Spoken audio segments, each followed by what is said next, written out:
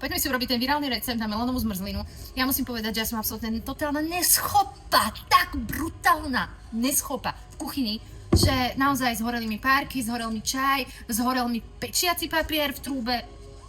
Vydlabiete si stred melónu, dáte ho zmraziť a potom tam nalejete mlieko, no a potom z toho viete vyškrapkať zmrzlinu. Poďme to urobiť, ale ja neverím, ja proste neverím, že mi to vyjde. Lejem tam to mlieko do stredu. A teraz máte takto škrapkať a má z toho byť zmrzlina. To je debilina už od pohľadu. Proste to ríči, všade to mlieko je.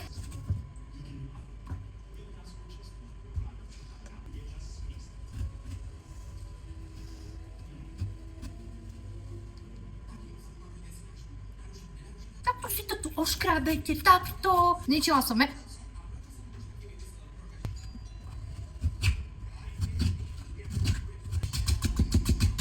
Takto to musíte ondiť, vyzerá to, keby sa tu niekto vygecal, samozrejme.